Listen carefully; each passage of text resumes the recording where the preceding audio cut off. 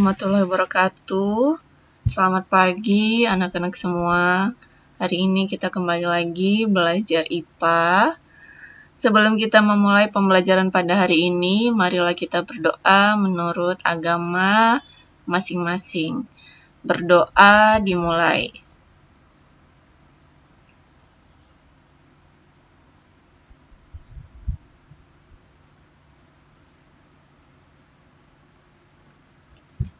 Berdoa selesai. Anak-anak, minggu lalu anak-anak sudah melaksanakan penilaian harian ketiga, materi suhu dan kalor. Nah, hari ini kita akan membahas soal-soal yang sudah diujikan tersebut. Anak-anak silahkan ikuti dan catat, sehingga anak-anak akan lebih mudah untuk memahami.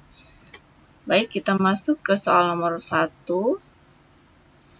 Ukuran atau derajat panas dinginnya suatu benda disebut, jawabannya adalah suhu. Suhu merupakan ukuran panas dinginnya suatu benda atau zat yang dapat diukur menggunakan satuan. Satuan suhu adalah ada Celsius, Reaumur, Kelvin, dan Fahrenheit. Tapi satuan suhu menurut SI adalah Kelvin. Nomor 2, keuntungan digunakan alkohol sebagai zat cair pengisi termometer adalah, kita lihat dulu. Keuntungan menggunakan termometer itu diantaranya adalah harganya lebih murah, peka terhadap perubahan suhu, memiliki titik beku minus 112 derajat Celcius sehingga dapat mengukur suhu yang sangat rendah. Jadi jawabannya adalah D, dapat mengukur suhu rendah.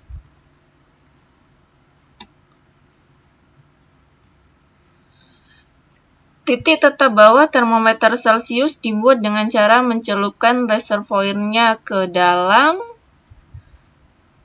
Ini sudah pernah kita bahas ya. Pada termometer Celcius, titik tetap bawah ditentukan berdasarkan suhu es yang sedang melebur. Tidak hanya Celcius, tapi juga Reaumur dan Fahrenheit.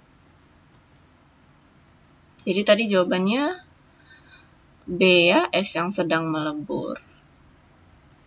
Nomor 4, salah satu cara untuk mempercepat penguapan adalah, anak-anak, penguapan terjadi karena molekul zat cair yang lebih dekat ke permukaan mampu bergerak lebih cepat dan melepaskan diri dari permukaan zat cair untuk membentuk uap air atau gas. Menguap ini berarti perubahan wujud dari zat cair menjadi gas. Beberapa cara mempercepat penguapan yaitu diantaranya memanaskan zat cair, mengurangi tekanan pada permukaan zat cair, memperluas permukaannya, dan meniupkan udara kering di atas permukaan. Jadi jawaban yang paling tepat adalah menaikkan suhu, karena di situ ada memanaskan zat cairnya. Keunggulan raksa sebagai zat pengisi termometer adalah, kita lihat dulu. Yang pertama itu peka terhadap perubahan suhu. Pemuaiannya teratur, mudah dilihat karena warnanya mengkilap. Yang keempat, titik bekunya rendah. Maka yang sesuai dengan opsi itu ada di nomor mudah dilihat karena warnanya mengkilap dan titik bekunya rendah. 2 dan 3. Jawabannya adalah C. Satu lagi, titik didih tinggi ya. Nomor 6. Suhu suatu zat menurut termometer Celcius adalah 27 derajat Celcius. Maka menurut Kelvin suhu itu sama dengan berapa Kelvin? Kita ingat persamaan yang sudah pernah kita bahas juga. TK atau suhu Kelvin sama dengan suhu Celcius ditambah 273. Berarti diketahui tadi suhu Celcius 27 ditambah 273, hasilnya adalah 300 Kelvin. Suhu suatu zat diukur oleh termometer Reaumur adalah 60 derajat Reaumur. Bila diukur oleh termometer Celcius akan menunjukkan suhu sebesar berapa derajat Celcius ya. Ya, anak-anak ibu ingatkan lagi ini persamaan yang sudah pernah kita bahas juga dan anak-anak sudah catat. Jadi yang diketahui adalah Reaumur, sementara yang ditanya adalah Celcius. Maka kita pakai persamaan yang ini.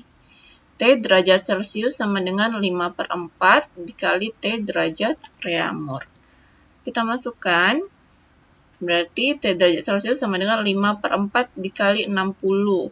Nah, ini ibu bagi dulu dia, biar lebih gampang mencari jawabannya. 60 dibagi 4 itu adalah 15. Berarti tinggal kita kalikan 5 dikali 15, hasilnya adalah 75 derajat Celcius.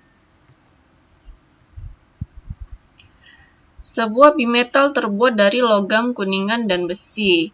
Muai panjang kuningan lebih besar daripada besi. Jika bimetal dipanaskan, maka apa yang akan terjadi? Iya, anak-anak harus ingat kembali bahwa ketika keping bimetal dipanaskan, dia akan melengkung ke arah logam yang mempunyai muai panjang lebih kecil. Dikatakan tadi muai panjang kuningan lebih besar daripada besi. Berarti yang memiliki muai panjang lebih kecil adalah besi, kuningan lebih besar. Maka, jika bimetal dipanaskan akan melengkung ke arah besi.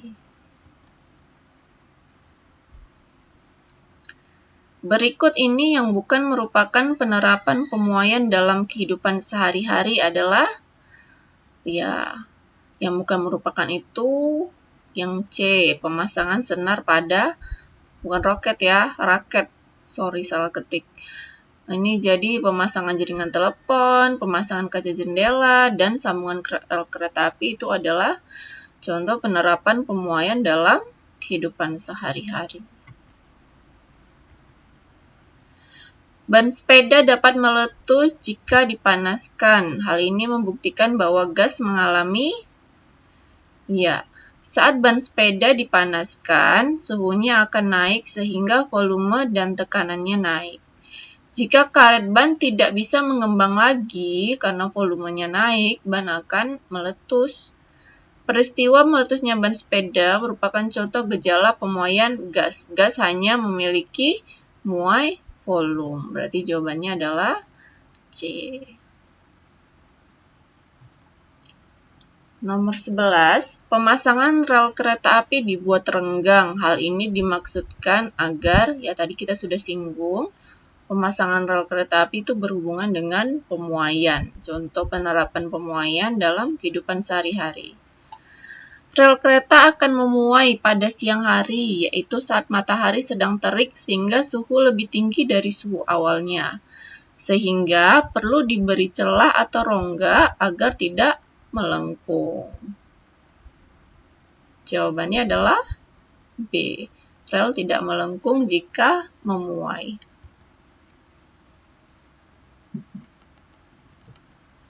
Apabila skala Kelvin menunjukkan angka 300 Kelvin, saat itu skala Celcius menunjukkan angka, kalau ditanya Celcius, yang diketahui Kelvin, maka tinggal kita kurangkan dengan 273. T derajat Celcius sama dengan T Kelvin dikurang 273. Berarti 300 kurang 273 sama dengan 27 derajat Celcius. Jawabannya adalah B. Alat untuk menyelidiki pemuaian zat padat adalah, itu sudah pernah kita bahas juga, nama alatnya adalah motion brook. Jawabannya D.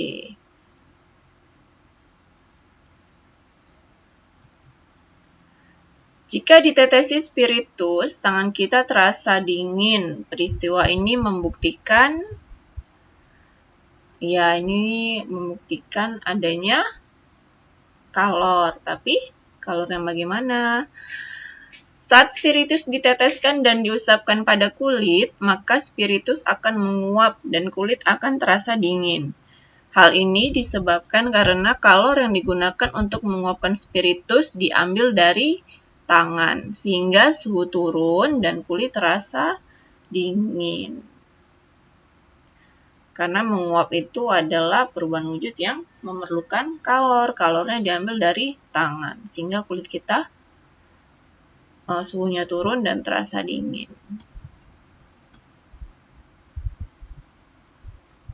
Untuk menaikkan suhu 5 kg air dari 15 derajat Celcius menjadi 40 derajat Celcius diperlukan kalor sebanyak, ya kita buat dulu, diketahui masanya atau M sama dengan 5 kg, T1 sama dengan 15 derajat Celcius, T2 40 derajat Celcius.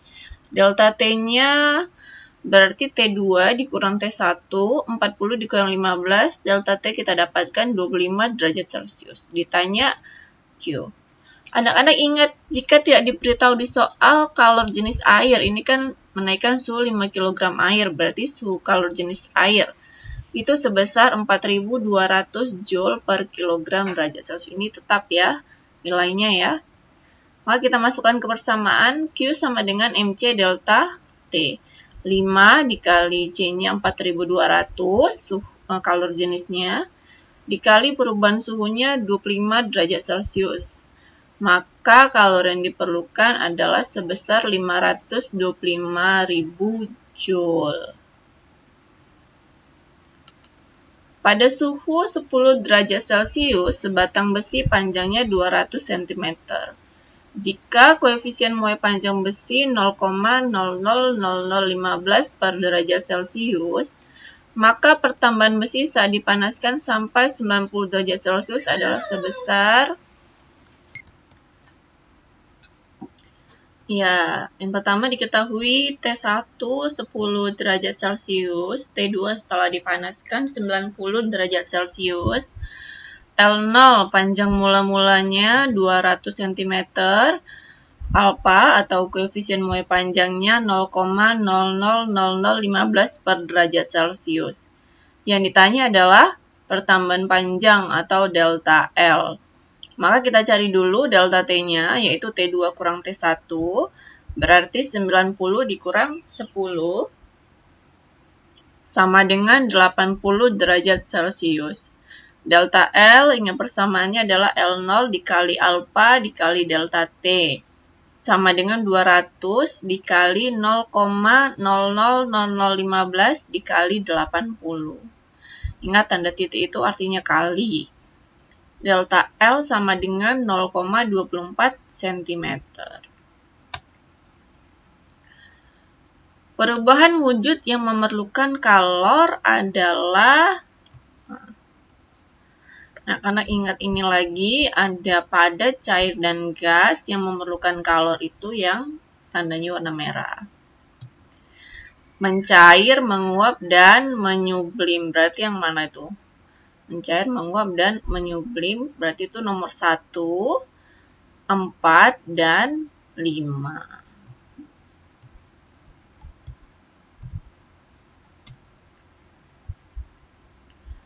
Angin darat dan angin laut terjadi melalui peristiwa, ya, angin darat dan angin laut merupakan contoh gejala alam yang terjadi akibat peristiwa konveksi udara.